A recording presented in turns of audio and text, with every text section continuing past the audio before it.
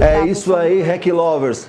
Começa mais um Rec na Nova Brasil, hoje dia 4 de novembro de 2025, Marcela Tavares. Ai, acabando o ano. Gente, só registrar que infelizmente a gente perdeu o Lô Borges, um dos maiores músicos da história desse país, Foi, imortalizado né? pelo Clube da Esquina, poesia era com ele mesmo, sensibilidade na música. Uma Sentimos perda. muito essa perda. É, pois é.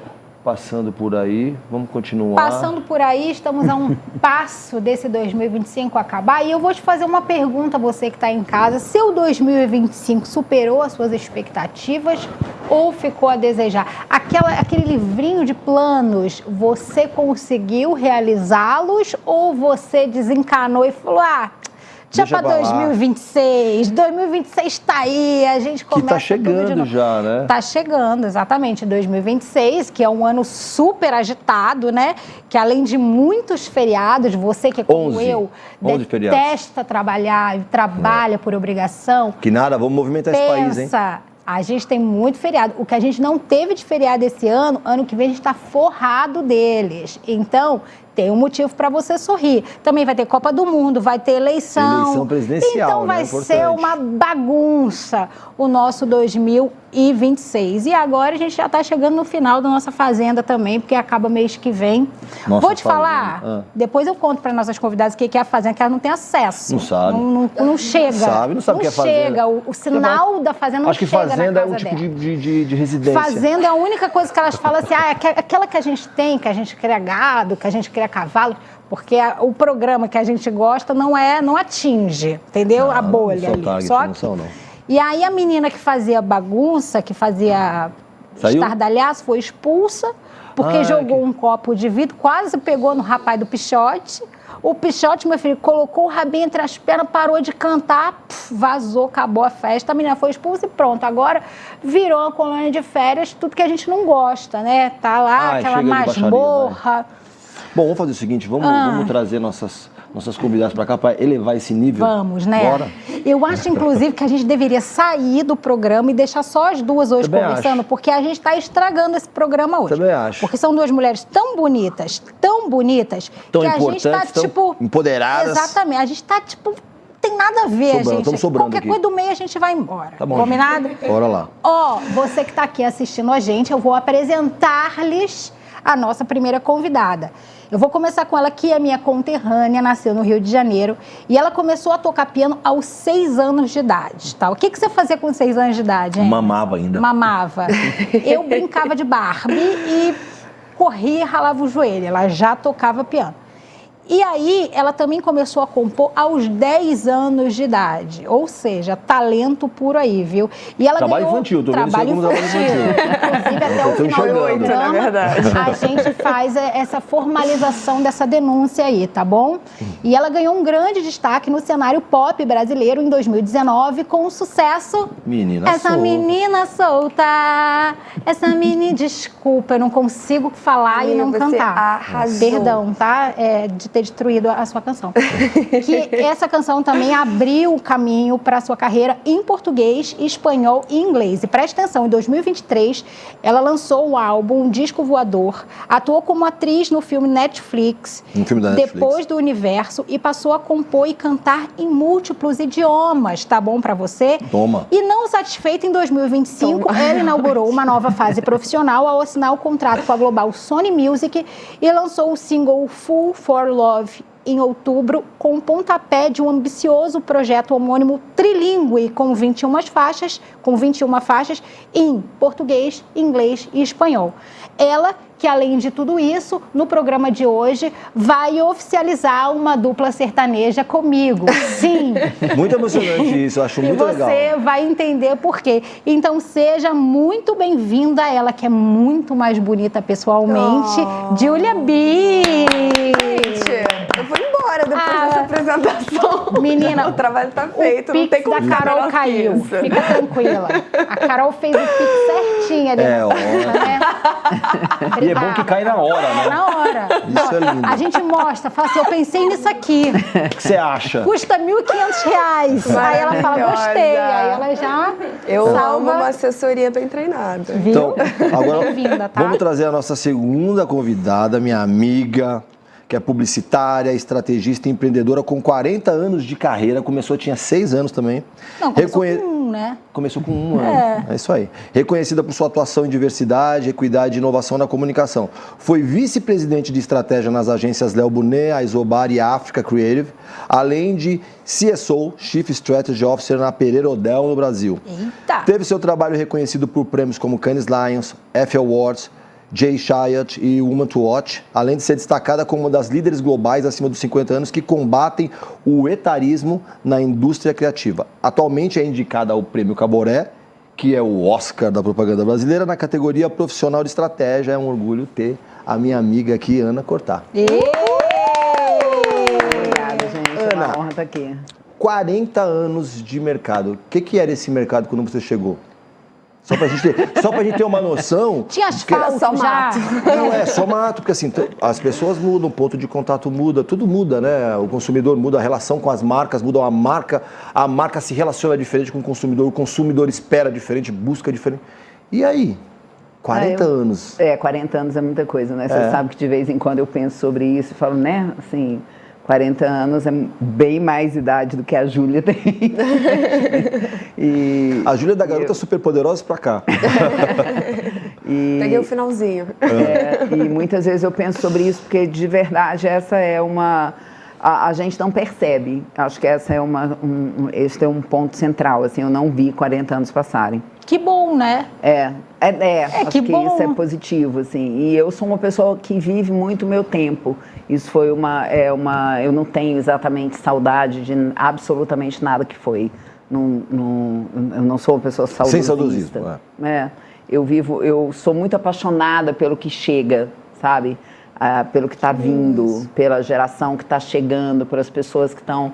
Eu gosto muito de saber o que está acontecendo na cabeça de pessoas que são diferentes de mim, inclusive do ponto de vista da idade. Há 40 anos atrás, esse era um mercado muito mais elitista, não era muito mais difícil entrar nele do que é hoje. Eu virei diretora pela primeira vez no final dos anos 90, que era um tempo onde você tinha muito menos mulheres. Eu tenho um privilégio porque eu sempre trabalhei com muitas mulheres. Eu sempre trabalhei em lugares onde você tinha muitas mulheres, mas quase sempre quando você olhava para cima, quem era o C-level, quem eram as pessoas que estavam no C-level, quem estava à frente do negócio, quem era o sócio, quem estava à frente do negócio, eram homens. Mas eu sempre trabalhei com muitas mulheres a minha vida inteira. Mas você ir para uma posição de liderança no final dos anos 90 era muito mais complicado. Acho que a ideia de sucesso também mudou muito.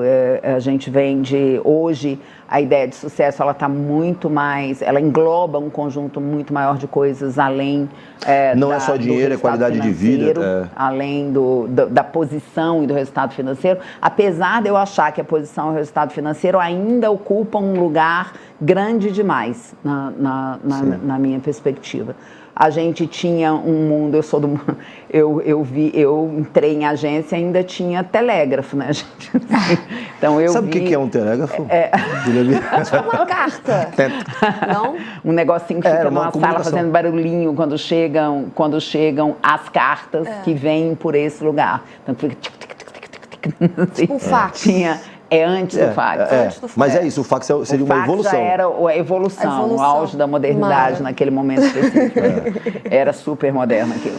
Então, porque o telex não passava uma imagem, né? E o fax, ele trazia uma imagem. Então, eu vi chegar os computadores, eu vi, enfim, todas essas coisas eu vi elas acontecendo. Sendo implementadas, né? Sendo implementadas. Então, eu acho que essa ideia de que você vê o futuro acontecendo, eu tenho uma frase que eu uso muito, que é uma frase que não é minha, que uma amiga minha que escreveu um livro há muito tempo atrás me contou de uma das entrevistas que ela fez, que é quando você chega aos 60 anos, quando você estende, que foi uma frase dita, eu tenho até que perguntar para ela quem falou, porque é uma frase incrível, que é quando você, é uma ideia incrível, quando você chega aos 60 anos, o que realmente muda é que quando você tinha 20, você estendia a mão para trás e tocava o começo. e quando você estendia a mão para frente, você não alcançava o fim. Entendi. Aos 60 anos, quando você estende a mão para trás, você não toca o começo. E quando você estende a mão para frente, você alcança o fim. Então, essa ideia de... Ai, que bonito isso, né? É muito bonito isso, né? Essa ideia de que você ganha uma noção do tempo, que é uma noção que você não tinha antes, porque o tempo era uma coisa a respeito da qual você não pensava, ela te alcança. Então, você consegue... E veja, essa ideia de que eu toco o fim, ela não é uma ideia triste. É muito importante a gente ter isso. Colocar por esse prisma, ela não é uma ideia triste. Nós somos finitos, né? A gente não vive para sempre. Então, essa... Isso não é surpresa, né? Exatamente. E essa ideia da finitude, ela deveria fazer com que a gente valorizasse mais o tempo presente, que a gente valorizasse mais a vida. Ela não deveria caber num lugar do medo, né? Não vou pensar sobre isso porque isso me assusta. Isso não me assusta, ainda mais agora que eu acabei de viver tudo que eu vivi. Então, há 40 anos atrás, o mercado ele era mais escasso de recursos do que ele é hoje. A gente vive num mundo hoje com recursos ilimitados de pensamento, de acesso, um mundo onde você pode saber o que está acontecendo em qualquer lugar do mundo num clique. Quase em tempo real. Sim. Então, tudo era muito mais restrito. Então, o que criava de novo a ideia, o que favorecia o elitismo, se você pensar. Porque o que acontecia? A publicidade é um lugar que você precisa ter muito repertório. Quanto mais repertório você tem, a criação pede muito repertório, né? E o repertório valorizado naquele momento específico era o repertório europeu, americano. Arte. E era o repertório que vinha, era unicamente esse repertório. Hoje, esse repertório ainda é valorizado. E não necessariamente você precisa viajar ao mundo para alcançar esse repertório. Você pode alcançar esse repertório de várias formas. E não precisa comprar livros caríssimos, necessariamente, para acessar esse repertório. Mas hoje você tem mais repertórios valorizados. Então, a origem é um repertório que naquele momento não estava na mesa e hoje está na mesa. O conhecimento a respeito daquilo que é periférico ao que é considerado central, ou seja, o que está fora da bolha, também é um tipo de repertório que é valorizado. Então, em São Paulo, praticamente você não via. Quando eu cheguei aqui, praticamente São Paulo é um lugar cosmopolita, mas mesmo assim você não via gente do Brasil inteiro trabalhando dentro das agências. E para que você conseguisse ser uma pessoa de outro lugar e trabalhar numa agência, você tinha que sair do seu lugar de origem. Então, você tinha que se mudar do lugar de onde você vem. Hoje, não. Na Soco, por exemplo, a gente tem mais de 30%. Na Droga 5 é que mudou. Desculpa. Na Droga 5, por exemplo, a gente tem mais de 30% na agência que não vive em São Paulo, que vive fora de São Paulo, em diferentes regiões do Brasil, porque a gente trabalha 100% online. Então, sob muitos aspectos, o mundo ficou muito mais interessante. Ele ficou muito mais plural mesmo. Mais plural, mais com acesso a um conjunto muito maior de coisas, com muito mais possibilidades, com muito mais recursos. Então, sobre muitos... E onde você tem muito mais pessoas vocais. Antes, tem voz para todo mundo. Há 40 anos atrás, você tinha muito pouca gente vocal, né? Muito pouca, muitas vezes... por exemplo, você tinha criação sentada em volta de uma mesa desenvolvendo uma ideia baseada em pesquisas feitas em São Paulo por pessoas que muitas vezes não conheciam nada além do seu bairro de referência. Hoje você tem uma realidade, você tem acesso a essas realidades. Muito mais cabeças na mesa, muito mais porque a consciência de que a gente... Outra coisa, há 40 anos atrás, todo o pensamento era binário. E é importante dizer que o mundo não se tornou complexo, o mundo sempre foi complexo. Nós somos complexos como seres humanos. Então, eu particularmente acho que tem muitas coisas que se revelaram piores, não é que elas se tornaram piores, elas já eram ruins e elas ficaram mais visíveis. Tem algumas coisas que, infelizmente, a gente não conseguiu resolver e estão colocadas, Mas tem muita coisa que para mim, que eu acredito que tá muito melhor, saca? Ô, Júlia, como é que você se enxerga nesse mundo complexo aí? Nesse mundo tão complexo, tão novo, tão cheio de oportunidades, como é que você se enquadra, como é que você decidiu que se manifestar através da música era o teu lugar, era a tua maneira de chegar, de se instalar por aqui? Te dizer que não foi muito uma decisão, foi meio que aconteceu, assim, como ela falou, com 6 anos comecei a tocar piano, com 8 anos, na verdade, comecei a compor música, então a música ela sempre fez parte do meu processo de entender o mundo. Eu era uma criança que eu queria muito fazer terapia, só que meus pais não acreditavam em terapia, então o piano virou meu terapeuta muito cedo na minha vida, era o lugar que eu ia para desaguar, para conversar sobre os meus processos internos. E eu também cresci numa época onde Hannah Montana era, assim, o maior sucesso do momento, né? Era o ápice. Se você era uma menina jovem, durante aquele tempo, você queria ser Hannah Montana. Então, eu tinha como ali um espelho que na minha cabeça era inalcançável, mas uma vontade de cantar, sempre gostei muito. A música... Nós somos leoninas, né? A gente estava conversando sobre isso. De leoninos, e você? Ai, desculpa, não faço parte. Desculpa. Mas, como boa leonina, eu acho que a performance, esse lugar de você realmente usufruir desse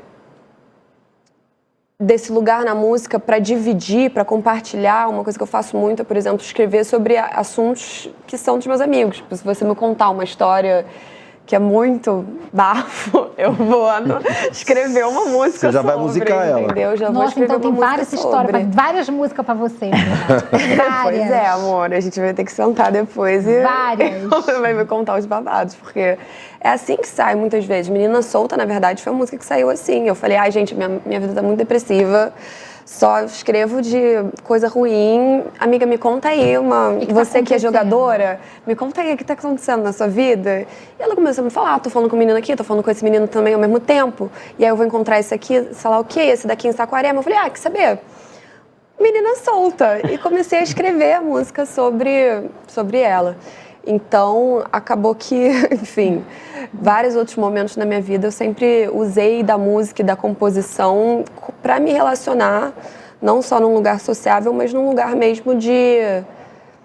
Isso me fez entender o que era o meu propósito no mundo, sabe? Até depois que eu escrevi Menina Solta, foi justamente um momento que eu falei, caramba, que presente que Deus me deu essa capacidade de ser como se fosse um Google Tradutor humano, onde você coloca os seus sentimentos e saem palavras, sabe? Então, isso é um poder, né? Isso é um poder maravilhoso.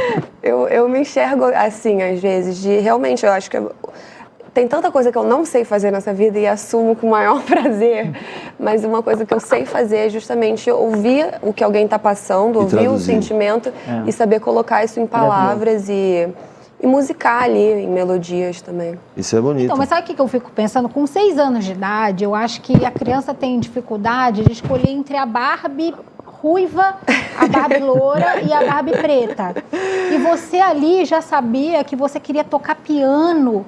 Como é que surgiu o piano assim na sua vida? A sua família tinha uma raiz musical? Você tinha um piano de caudas na sua sala que você ficava enchendo o saco da tua família ali? Ou do nada você falou, gente, por que não, né? Por que não? Eu não lembro se ele era de cauda, mas em algum momento a gente teve um piano. E eu acho que era muito porque eu não era muito, assim... Meu dom não veio para os esportes, entendeu? E meus pais queriam encontrar atividades e coisas. Na educação física? Que eu era a última, mas eu definitivamente não era a primeira. E a música, enfim, ela entrou na minha vida num lugar onde eu não esperava. Eu comecei com um treinamento clássico, né? Em vez da Barbie ruiva e a loira, pra mim era entre Bach e Beethoven, que eu tinha que escolher. Maravilhoso. De boa, né? Só isso, né? Adorei isso. E é isso, acho que é um reflexo muito... Eu também cresci com uma playlist, assim, maravilhosa dos meus pais. Eles eram fãs de músicas incríveis, de Marisa Monte, Caetano, a Barry White, Barry Manilow. Então, assim, eu acho que eu cresci com um repertório musical, como você estava dizendo, de ter um repertório, uma base que acabou traduzindo no meu trabalho de uma maneira essencial, eu diria. Mas é. Coitada da sua filha, né, Emerson? Você que fica escutando Oruan e o dia inteiro dentro de casa. Aquela prima insuportável. A filha coitada, né? Mas... Vai fora. Olha só, Ana, a gente está falando de propósito, ela descobriu dela e você também descobriu o seu, mas em que momento você achou que você poderia ser uma porta-voz da diversidade? Porque no fato de você representar as mulheres como uma executiva, sabe, estando na liderança, isso é natural. As pessoas se veem ali, né, tal. Mas em que momento você se sentiu gabaritada a representar e virar uma porta-voz da diversidade? Nunca. Mas tá vivendo. Então, em que momento você foi escolhida? Porque foi escolhida? Eu digo isso porque, assim, eu acho que nenhum de nós, de verdade, representa esse lugar, sabe? Uhum. Eu acho que teve um determinado momento, até pelo tempo, assim, na minha história, que eu resolvi lidar com um assunto que era incômodo para as pessoas. Na verdade, esse momento aconteceu, que foi a questão do assédio. Sim. Vai ter uns 15 anos isso, né? 10 anos, está fazendo 10 anos agora, no próximo ano. Eu co-liderei com Ken Fujioka, um estudo que denunciou a situação de assédio moral e sexual nas agências de propaganda, nas agências de publicidade do Brasil. Que foi, naquele momento específico, isso aconteceu por um conjunto de fatores, aconteceu por uma consciência que eu não tinha antes, nenhum de nós, inclusive, nem eu nem ele, do quanto nós já tínhamos vivido tanto situações onde nós tínhamos sido assediados como situações onde nós tínhamos sido assediadores. Não tem... que eu acho que fica na cabeça das pessoas quando fala assédio, de assédio só sexual, né? Sim. Eu acho que as pessoas ainda esquecem que o assédio ele pode ser moral e também é tão grave quanto, né? Exato. E esquecem, por exemplo, que o excesso de trabalho, a ideia que você, por exemplo, exigir que pessoas trabalhem todos os dias e todos os finais de semana, né? Full time, a ponto delas perderem a capacidade de, por exemplo, programar uma festa de criança da filha, uma reunião de pais no colégio, ou qualquer coisa parecida com isso, ou seja, a ponto delas perderem a liberdade de lidar com o seu próprio tempo na sua construção social, porque elas têm medo de não estar disponíveis, isso também é assédio. E isso é assédio moral. Então, essa consciência do que é o assédio moral, ela ainda é muito limitada. Uhum. Essa não é uma questão resolvida. A gente denunciou ela 10 anos atrás, tanto moral quanto sexual, e ela não é uma questão resolvida. Então, naquele momento, quando a gente resolveu fazer a pesquisa, e eu, particularmente, o que me moveu naquele momento foi que a minha sobrinha, que é como uma filha para mim, que morou comigo durante 10 anos, ela chegou com 19 anos na minha casa, e ela sofreu um assédio violento no ambiente de trabalho, numa startup, numa empresa nova, ou seja, a nova economia estava de novo repetindo o mesmo modelo, e quando eu vi aquilo acontecer e vi o que aconteceu com ela, eu falei, não, assim... Não pode, né? Tá errado. De novo, não. Assim, não é possível que isso vai... E eu estimulei ela a pedir demissão e a frase dela para mim foi: eu não quero que as pessoas achem que eu sou fraca. Quando ela me deu essa resposta, eu falei, não, gente. Assim, de novo, não. Isso não pode passar para mais uma geração, para mais uma lógica. Então, nesse momento, eu resolvi fazer esse trabalho junto com quem, por mais um conjunto de outros fatores. A gente fez esse trabalho e quando a gente fez esse trabalho, a gente acabou entrando num conjunto enorme de discussões. Porque quando você entra pela porta do assédio, você percebe, por exemplo, que não vai... um dos aspectos que sustenta, alimenta a lógica do assédio, são ambientes que não são plurais. São ambientes onde você não tem o respeito à diferença. são ambientes que às vezes sequer reconhecem a diferença. Então, nesse momento, isso teve isso acabou me colocando num conjunto maior de discussões do que a discussão do assédio apenas. Entendi. Além disso, nesse momento também, um pouco antes, tinha acontecido da Thaís Fabres, do 65/10, ter me pedido para escrever a história da minha família, que foi o primeiro artigo que eu publiquei, que foi o Entre Mundos, a respeito da discussão racial. E eu sou uma pessoa que cresci no mercado publicitário até aquele momento específico, sendo reconhecida como uma mulher branca.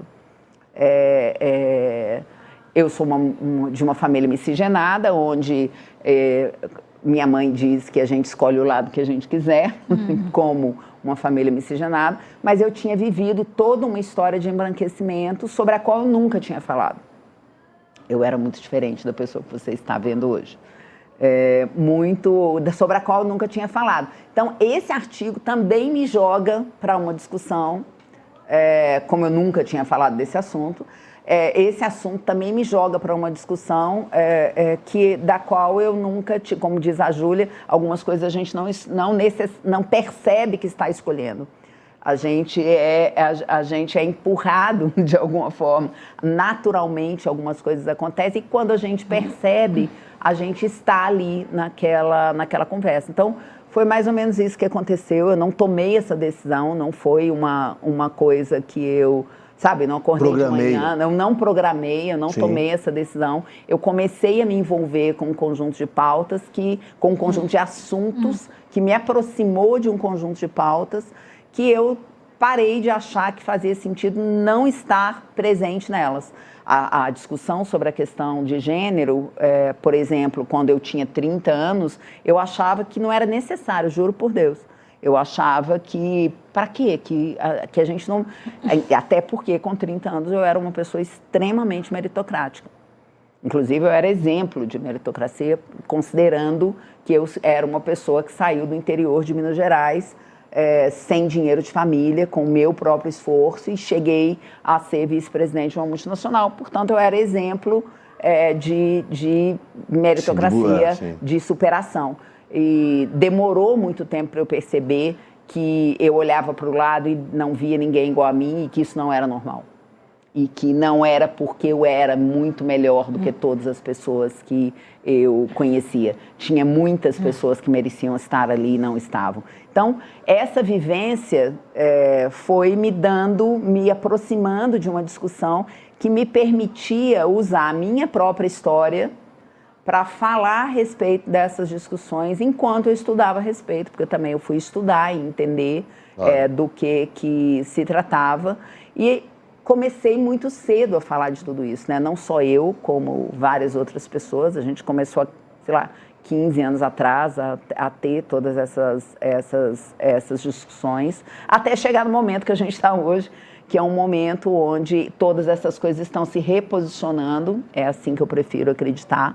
Eu prefiro não acreditar que a gente está vivendo um período de retrocesso. Eu acredito que muitas coisas a gente achou que estava mais na frente do que estava. E como todo assunto complexo, como todo assunto que envolve cultura, a gente às vezes precisa parar e reposicionar e entender onde é que estão as armas para continuar a luta. Porque eu acho que essa discussão a respeito da equidade, essa discussão a respeito do respeito à pluralidade que está presente na realidade onde a gente vive, principalmente numa realidade tão desigual, e uma desigualdade que não vai diminuir, a gente vai enfrentar uma desigualdade tecnológica aí com a chegada de AI e de várias outras tecnologias. Esse não é um assunto que dá para a gente achar chega, sabe? Como às vezes eu ouço, não chega dessa discussão, né? Não é algo que é possível você colocar nesse lugar. E descontinuar. Quer dizer, a gente precisa continuar caminhando. Continuar caminhando significa que a gente vai lidar com outros atritos, mas eu acredito que a mudança precisa da fricção, a gente só anda porque os nossos pés se friccionam com o solo, A fricção, ela é autora do movimento, então a gente precisa da fricção para que o movimento aconteça. E nesse momento, mais do que nunca, considerando todos os aspectos que vão dos aspectos ambientais até os aspectos tecnológicos, pede que a gente tenha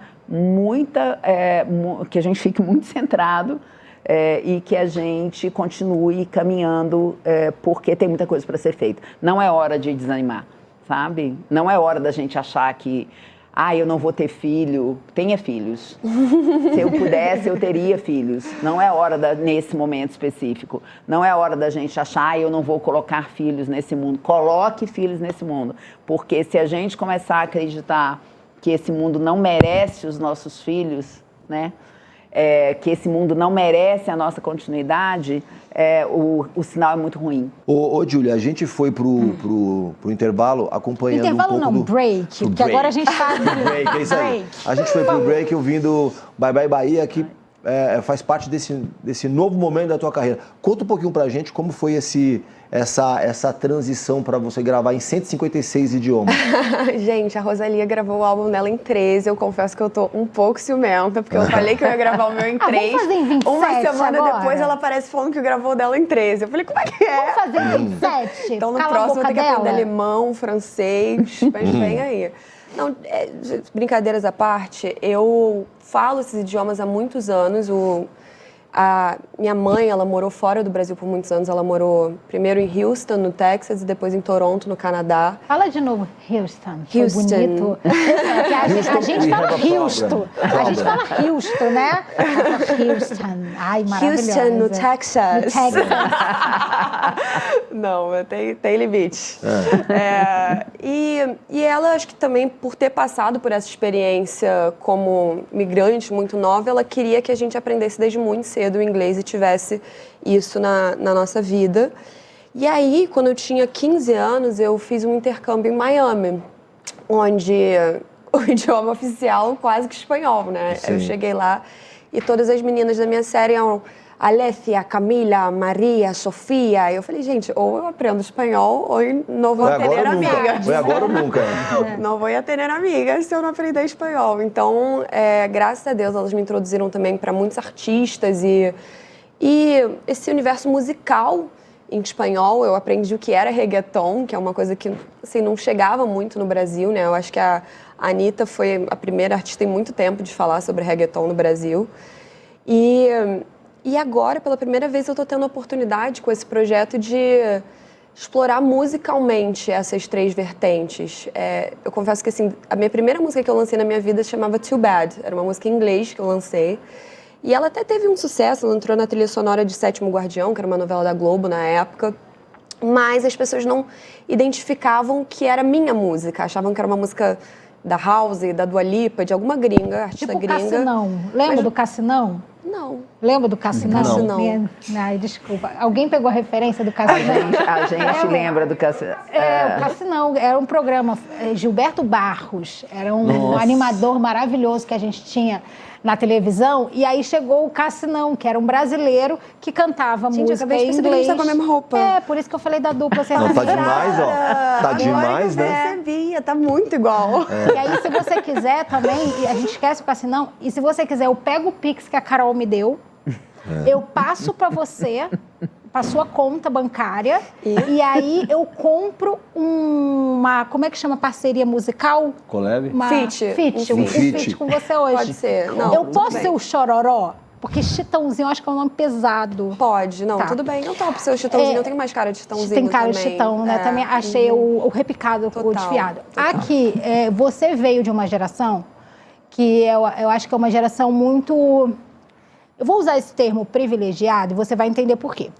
Porque na época do Cassinão, você precisava ir no programa do Gilberto Barros para você acontecer, para as pessoas saberem que você existe. E você veio de uma geração que a gente tem a internet, que é uma grande vitrine para que você mostre o seu talento e as pessoas comprem ou não a tua ideia musical ou o que você está falando, enfim. Quando você começou a cantar, você se mostrou na internet antes de você acontecer assim para o Brasil todo? E eu tenho mais uma pergunta. Quando você se deu conta que todo mundo conhecia você e que as pessoas saíam atrás de você para pegar foto, para pedir autógrafo, você falou, Ainda não me dei conta. Loucura. Ainda não me dei conta 100%. Mas voltando ao início da pergunta, eu comecei justamente numa era muito tecnológica. Eu acho que desde que eu comecei já mudou as coisas demais, assim. A pressão sobre o artista hoje em dia de produzir conteúdo é algo inexplicável, inenarrável, algo que eu nunca... Se você não fizer, vai ter alguém que vai fazer na tua frente. Exato, eu acho que até pela internet ter expandido da forma que expandiu, hoje em dia a gente tem mais de 100 mil músicas que sobem no Spotify por dia. É muita coisa, É né? muita coisa. É um consumo que não dá para consumir todas essas músicas e é uma competição muito grande. E essa coisa do conteúdo também é uma faca de dois gumes, porque ao mesmo tempo que, claro, sim, um momento de viralização pode garantir um sucesso incrível com uma faixa, mas ao mesmo tempo a pressão da viralização é algo que coloca os artistas na berlinda, de certa forma. Eu vejo muitos artistas que talvez são sensíveis ao ponto de construírem uma obra muito linda, mas talvez não tenham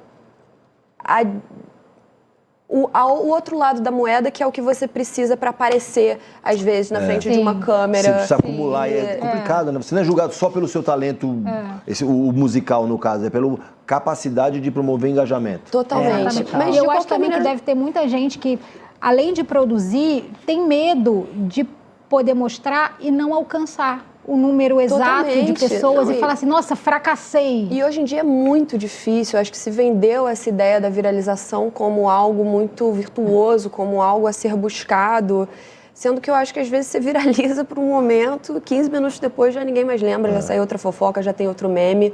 E o que fica, na verdade, são as decisões que a gente toma na nossa carreira, que são muitas vezes não online, que são as decisões que a gente vive, momentos que a gente vive presencialmente. Onde a vida real. Exato, a vida real, onde a gente tem essas trocas. Tudo isso para dizer que eu também sou muito grata pela internet por esses momentos. Eu criei a minha carreira assim, Menina Solta começou a viralizar na internet.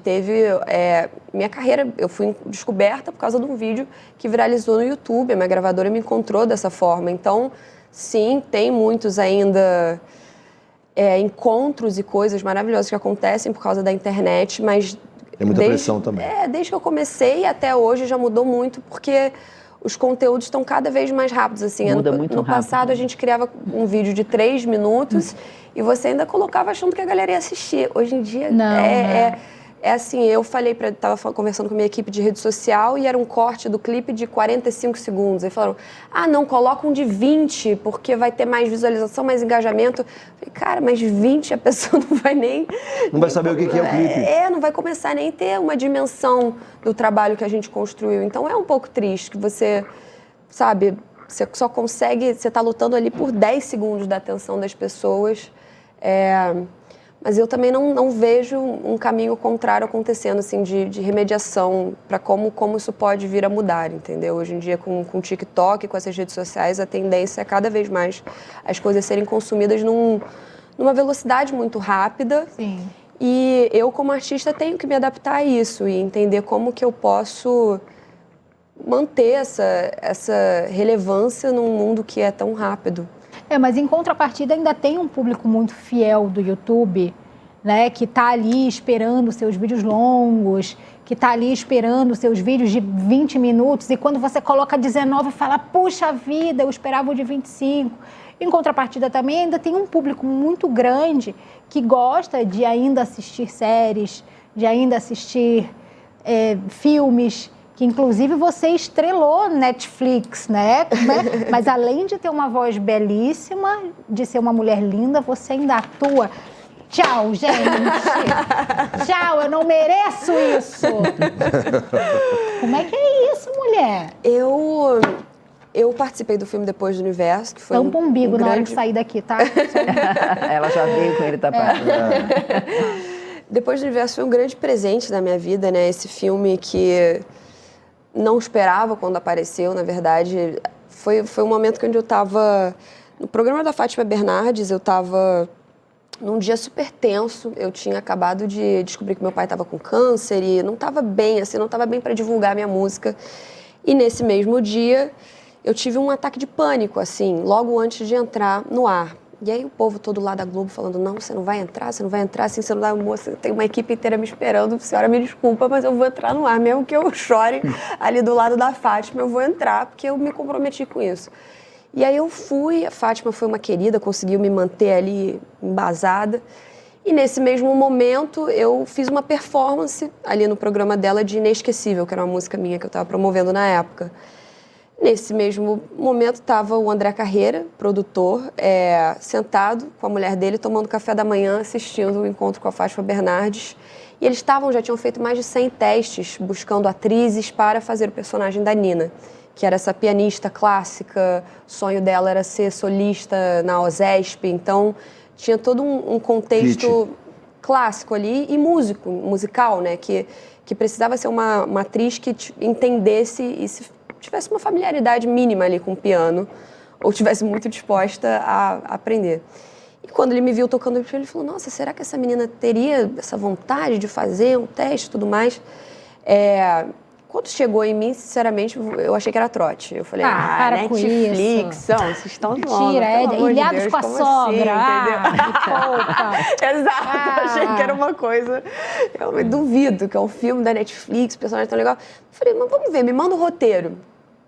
E eu sempre tive vontade de atuar, mas até por respeitar tanto a profissão do ator, eu me colocava num lugar de, não, preciso estudar muito ainda antes de eu me lançar numa oportunidade dessa, porque eu ainda não estou pronta.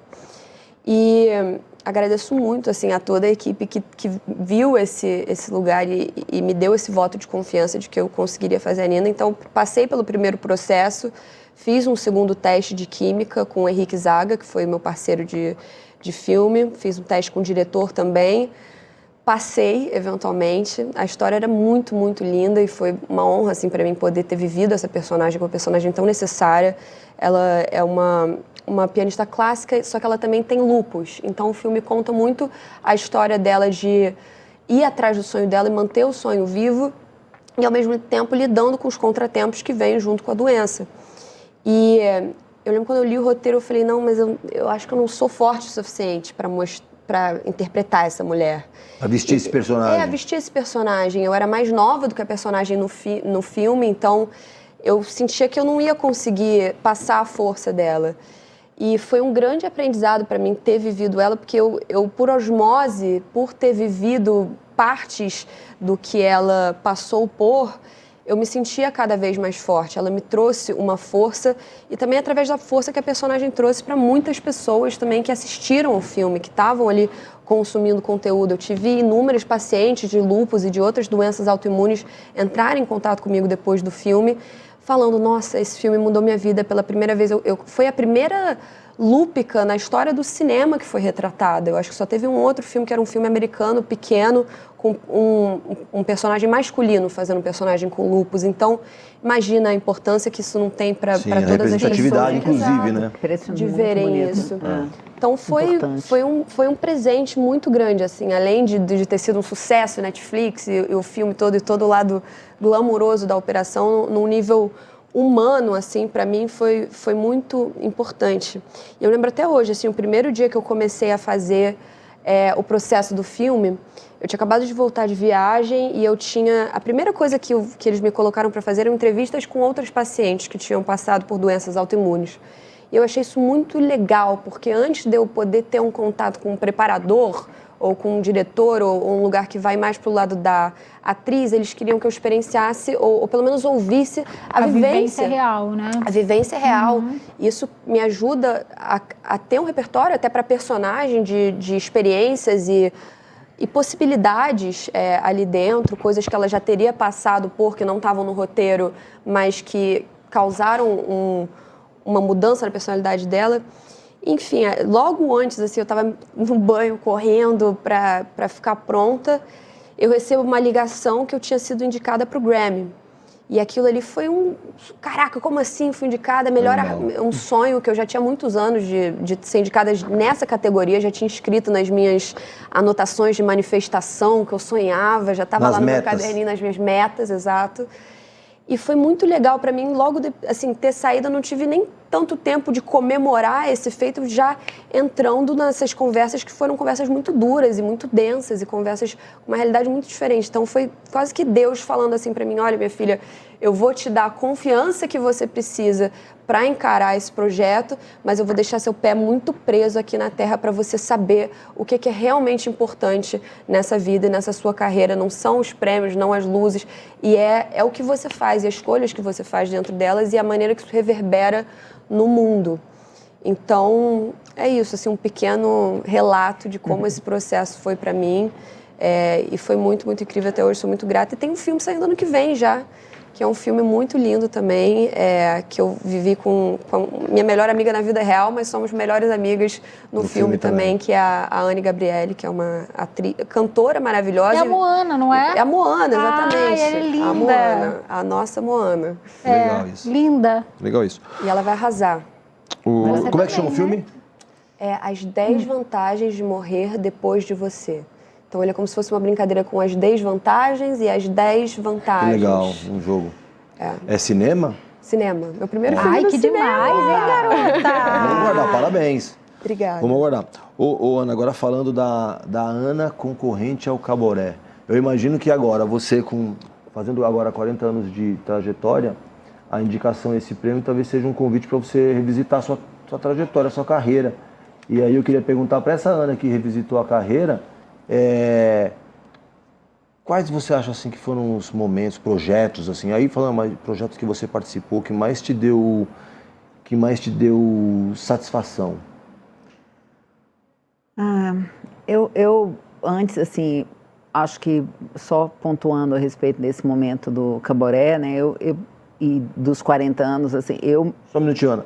Para você que está assistindo a gente, para você, Júlia, você não sabe, o Caboré é como se fosse realmente o Oscar da propaganda. É quase, assim, seria quase como um Grammy aqui no Brasil. Seria quase como um Grammy, porque é um prêmio que vai premiar a sua trajetória, a sua importância para o mercado. É muito importante receber isso. Então, só ser indicado para o Caboré já é algo muito legal, assim como é bacana ser indicado para o Grammy. Mas eu acredito que você vai ganhar, porque a sua trajetória merece.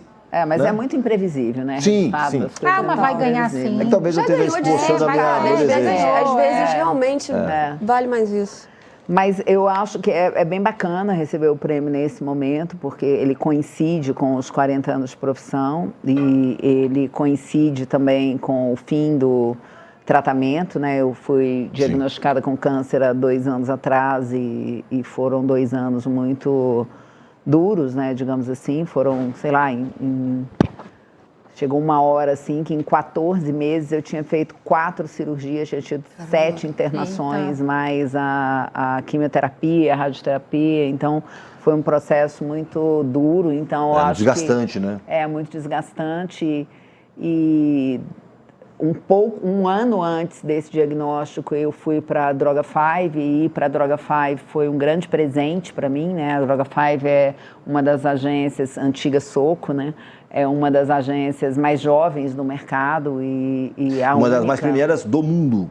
E a única agência que aparece num das pesquisas mais importantes do mercado, na mais importante, que é a Scope, que aparece como a mais inovadora, a mais criativa, entre as 5 agências, entre essas 5 agências, todas são grandes agências. É a única agência independente que aparecia, né, que aparece nessa... Quer dizer, a gente não é mais independente, a gente agora é Grupo Accenture, é a Accenture Song.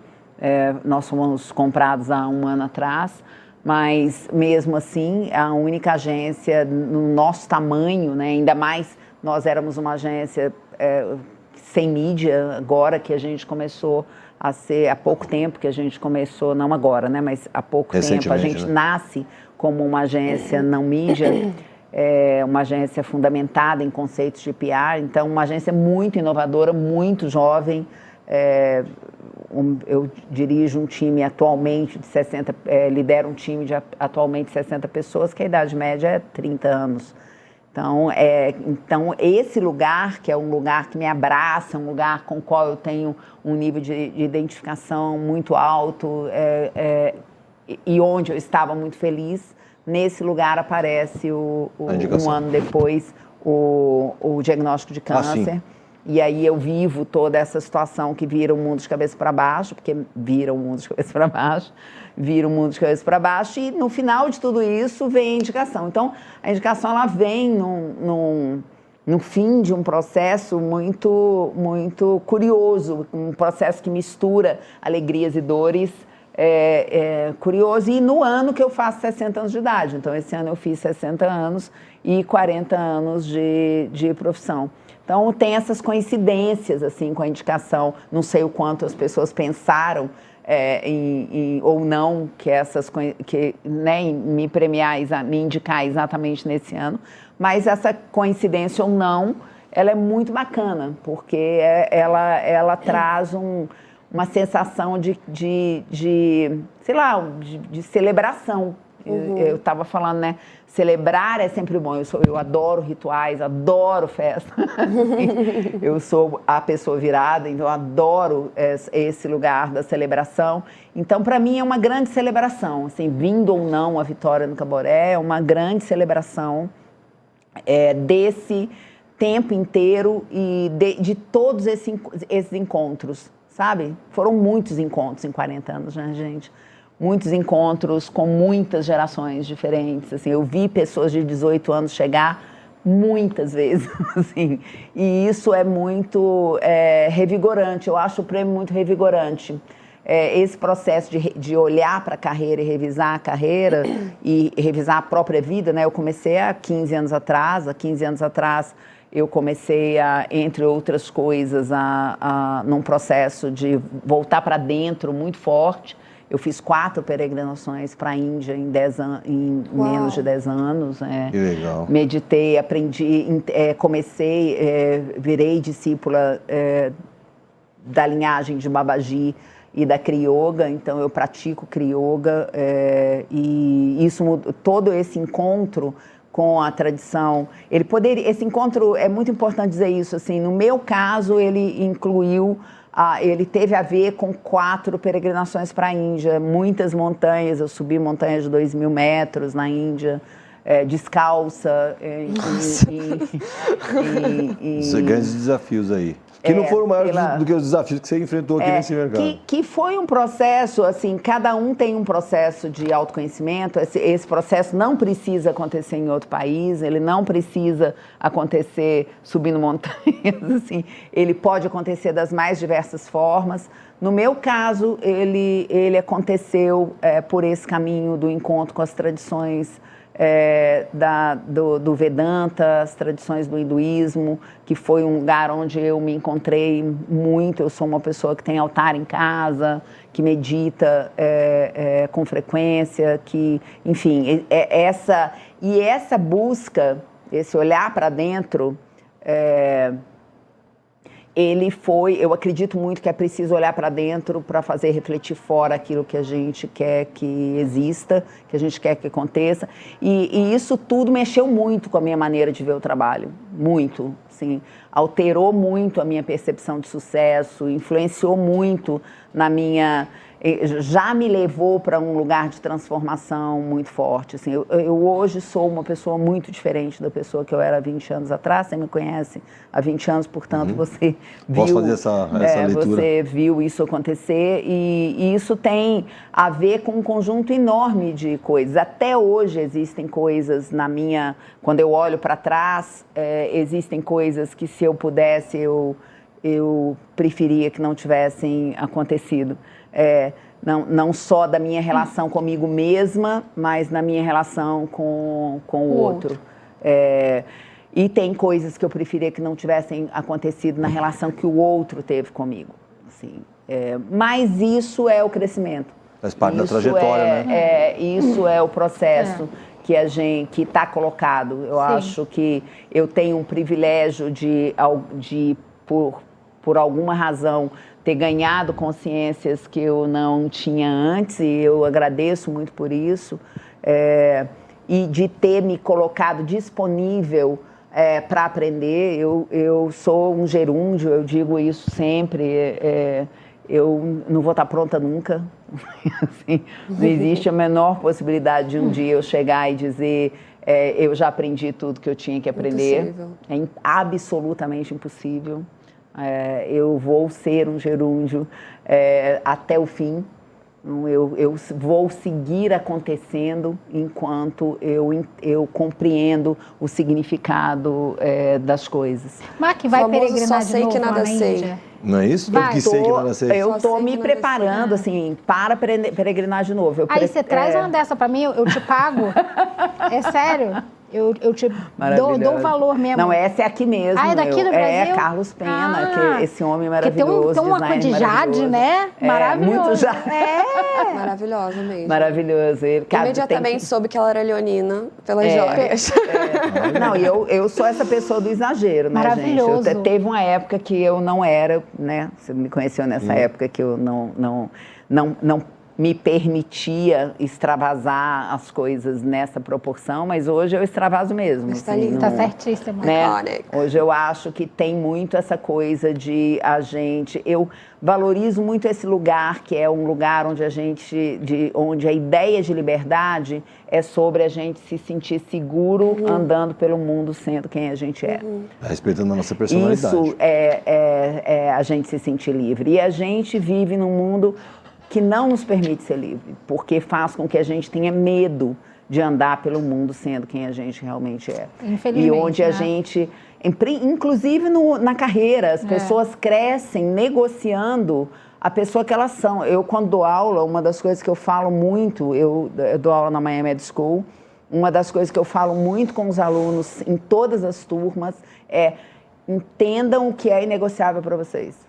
Saibam quem vocês são, porque isso é muito básico, porque a única certeza que você tem enquanto você anda é que você se perde. Então, saiba quem você é. E proteja isso, blinde isso. Entenda o que é inegociável para você, para que você, quando se perder, porque vai se perder, não há o que fazer, a gente se perde, você consiga se trazer de volta.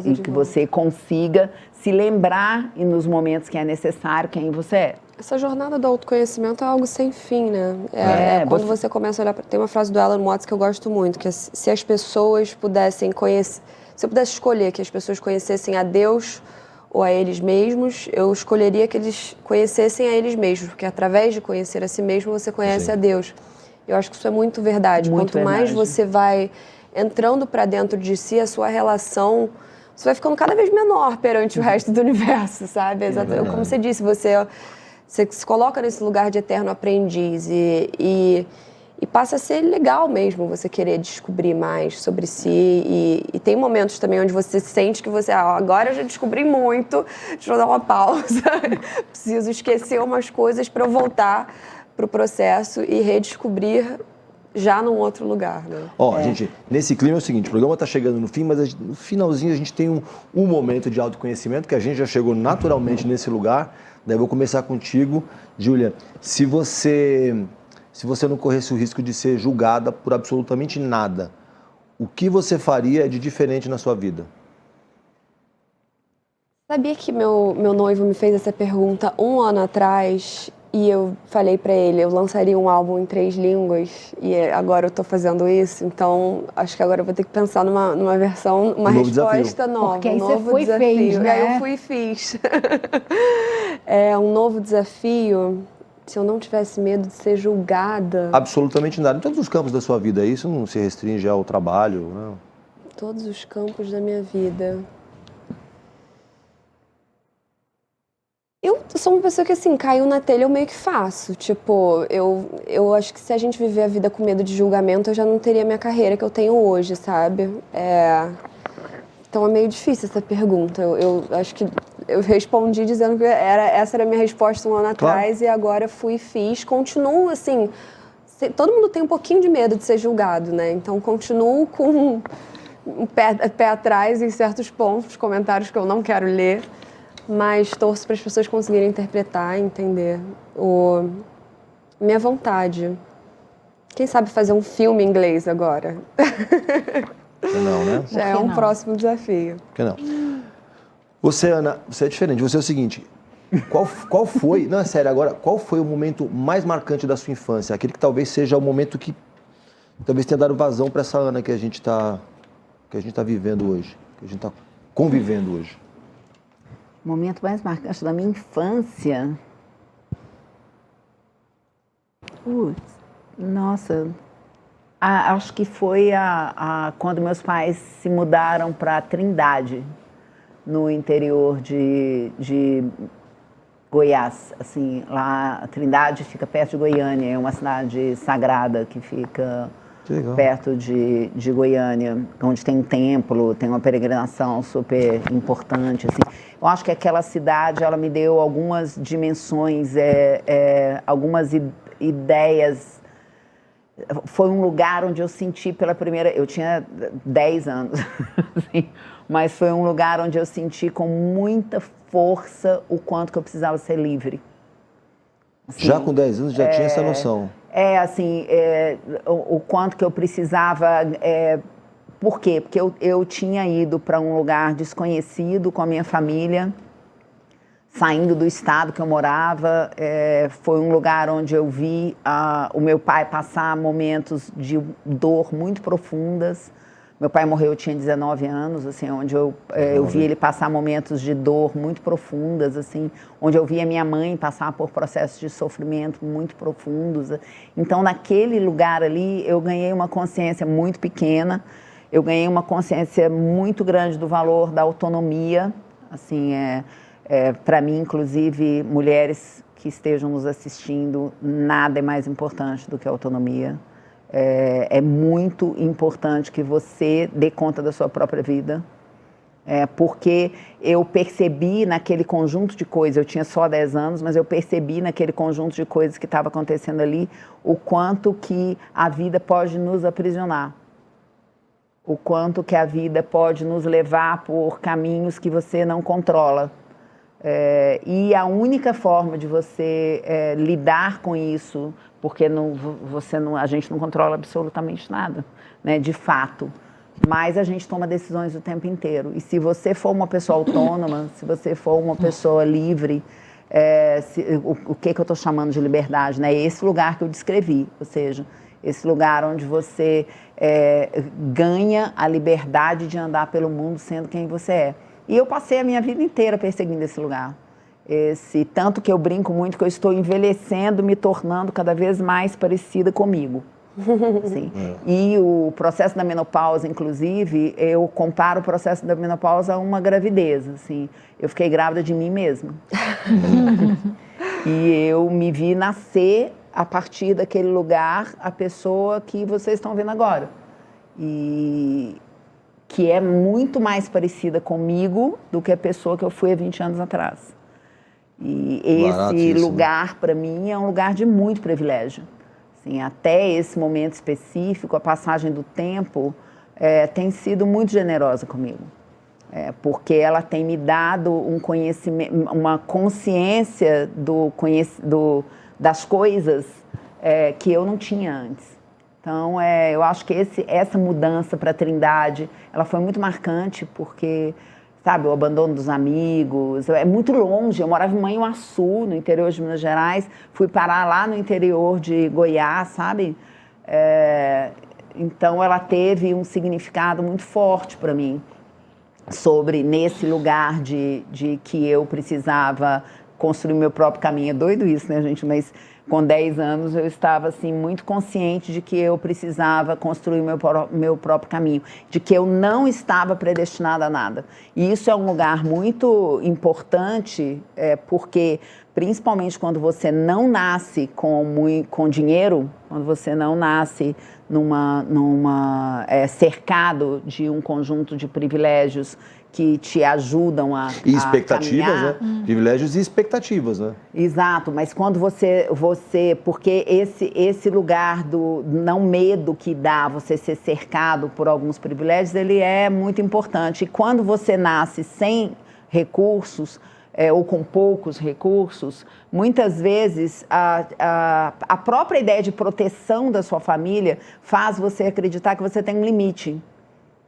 Minha avó, por exemplo, tinha certeza absoluta que eu tinha que trabalhar no Banco do Brasil, porque eu nunca ia ser demitida, e eu estou falando de 40... Estabilidade. Porque isso traria, isso eu estou falando de 50 anos atrás, isso traria estabilidade, eu era inteligente, então eu ia passar no concurso, isso traria estabilidade, mas isso não e que eu estava limitada a uma lógica de vida e a uma lógica de crescimento. Então, por exemplo, minha avó não me via na vida que... Lamento que ela tenha morrido, eu gostaria que ela não tivesse morrido, para ela ver que era possível. Mas ela não me via na vida que eu desejava, ela não me via na vida que eu realizei. Porque na cabeça dela, eu era predestinada a uma vida com um determinado conjunto de limites que eram provocados, que eram definidos pelo lugar onde eu nasci. E isso não é verdade. Então, essa busca, você se reconhecer nesse lugar do gerúndio, né? Você se reconhecer nesse lugar de que você é uma pessoa em construção e que não existe nada que de fato é impossível, mas existem coisas que são muito difíceis, tão difíceis, que elas se tornam impossíveis, dependendo do lugar de onde você partiu.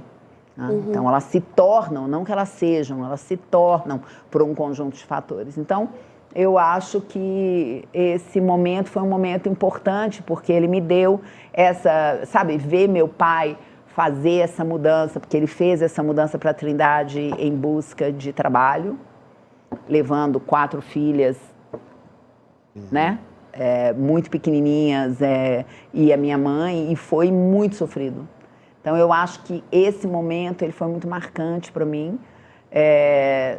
Eu tentei pensar num momento que fosse um momento alegre, mas eu não achei nenhum na minha cabeça. Esse foi o primeiro que veio. Mas é importante a gente pensar que, apesar dessa característica, dessa aparente tristeza desse momento, ele foi um momento muito importante. Um divisor de águas, né? Foi um divisor de águas, assim. Faz sentido. Às vezes, a alegria que veio depois disso é o que torna o momento tão especial. A gente constrói casas lindas com pedras, gente. As coisas estão aí pra gente viver elas do jeito que esse não é um planeta fácil, gente. Não há exatamente o que, né? Ele não é mesmo. Acho que e eu sou uma pessoa otimista realista. Eu acho que eu não preciso fingir que a realidade não existe para eu ser otimista. Eu sou naturalmente otimista, vendo as dificuldades e vendo as coisas exatamente como elas são. Sim, tem um monte de coisa ruim, tem um monte de coisa difícil. A gente já viveu e ainda vai viver um conjunto de coisas difíceis, mas eu acho esse mundo lindo. Olha a Júlia, que maravilha. Respeito, né? Então, eu acho que eu tô achando esse pensamento muito lindo, porque eu concordo, assim, eu acho que é muito... As coisas, sabe, tudo é um pouco distópico agora, com o mundo do jeito que está. E esse otimismo é uma qualidade muito importante de se manter, independentemente de tudo. Eu cresci no privilégio, mas meu pai cresceu pobre, então ele queria que eu fosse advogada, ele queria que eu tivesse uma carreira muito... da escassez, fugisse desse segura, lugar. né? Queria, Estabilidade, segurança. Estabilidade, essa coisa muito segura. Mas eu, por ter crescido com todos esses privilégios que eu cresci, de ter tido uma educação maravilhosa, eu olhava para Hannah Montana e eu não via uma barreira tão grande entre eu e ela. Eu imaginava que eu poderia ser aquilo. E a minha mãe foi muito importante de fomentar os meus sonhos também. Meus pais, os dois não tiveram a vida fáceis, mas trabalharam para que os filhos tivessem.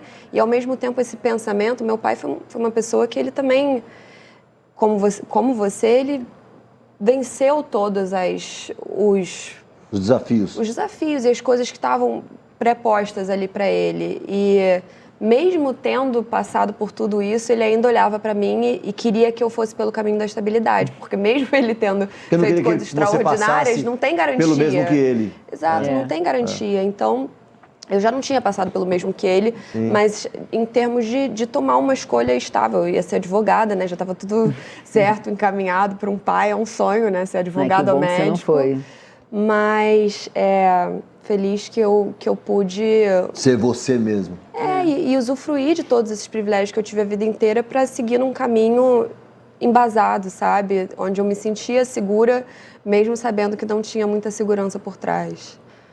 Gente, primeiro eu gostei bastante, achei que foi bastante inspirador, bastante profundo, acho que eu gostei bastante desse papo que a gente construiu aqui hoje. Quero agradecer demais vocês terem conseguido encontrar um tempo para a gente se reunir hoje e reunir esse time aqui. Obrigada. Eu acho que foi bem legal.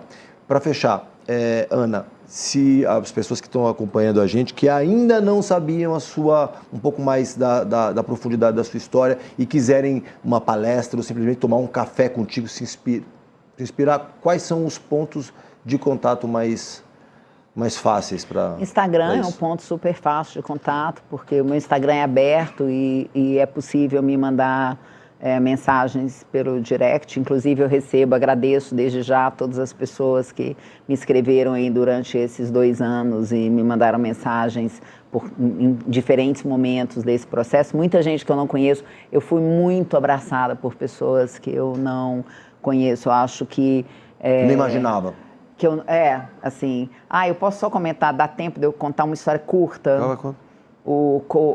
Antes de eu ter o diagnóstico do câncer, eu subi uma montanha na Índia, de Shiva, no norte da Índia, perto de Tiruvannamalai. E no hinduísmo você faz você deseja algo e você não faz uma promessa como no catolicismo. Primeiro você sacrifica, depois, se você merecer, você recebe. Sim. Mas primeiro você sacrifica. E eu subi essa montanha pensando muito que eu queria encontrar um amor verdadeiro. Olha que coisa louca.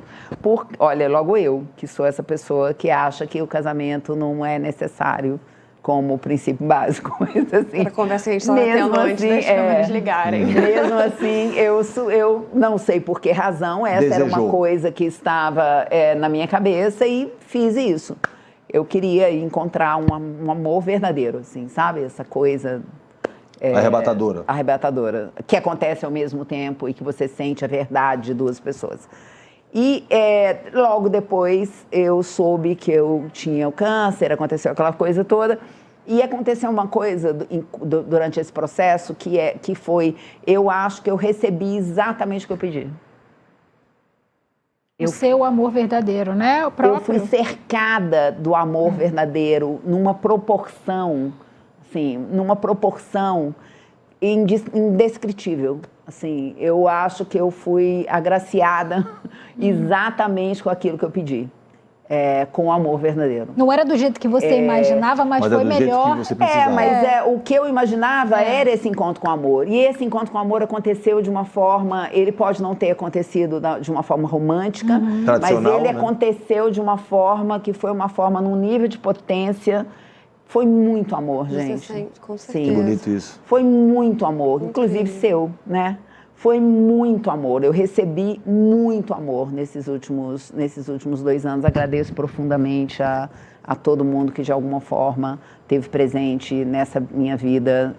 Pessoas que eu conheço, pessoas que eu não conheço, mas que tiveram presentes e seguem presentes na minha vida a partir daqui.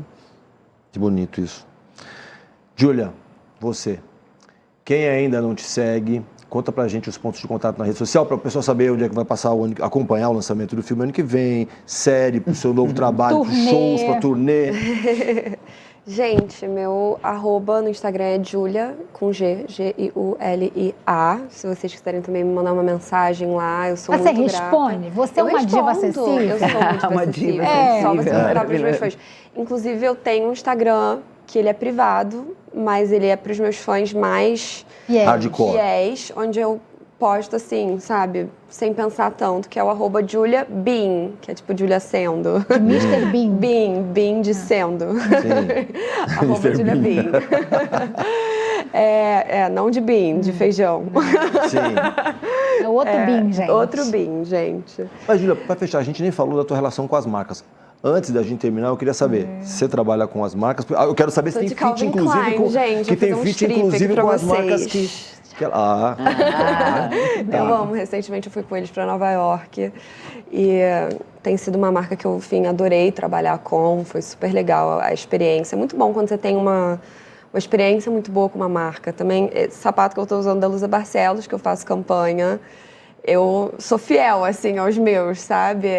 E a Luísa foi... Nossa, é surreal trabalhar com ela, assim, é uma pessoa que ela faz um catering, é para todo mundo da equipe, desde a pessoa da luz à estrela da campanha, sentam na mesma mesa e tem acesso à mesma comida e a mesma coisa, e é uma coisa, sim, onde ela pensa com muito carinho sobre você. Eu acho que isso faz muita diferença de querer trabalhar com uma marca, porque não é só a relação com o produto e o que você está vendendo, é o que essa marca acredita, o que ela realmente defende, como que ela trata as pessoas ao redor, como ela trata as pessoas que trabalham para a própria marca. Então, eu já deixei de trabalhar com marcas que eu vi que talvez não estavam alinhados, não priorizavam as mesmas coisas que eu priorizava e voltei a trabalhar com marcas justamente por talvez não era algo nem tão interessante assim para minha carreira, mas eu vi que a pessoa tinha muita verdade por trás, e muita garra, e muita vontade de fazer acontecer. Então, é isso. Eu só trabalho... Eu tenho muita responsabilidade também, porque eu acho que essa coisa da credibilidade é algo que uma vez que você perde Importante isso, demais. é quase que impossível de você conquistar isso de volta. Você bota uma marca nas suas redes sociais, na sua vida. Você está avalizando o que a marca faz. Totalmente. Aí também é importante ter os inegociáveis, né? Exatamente. Ter coisas que você não faz. Exatamente. Teve, Super por exemplo, importante. eu recebi muita proposta de fazer bets, casas de aposta. Ai, tudo não mais. sei, me passa os contatos que você recebeu para ver Gata, eu se... prefiro não usar. Pra ver se eu consigo sair de Serasa.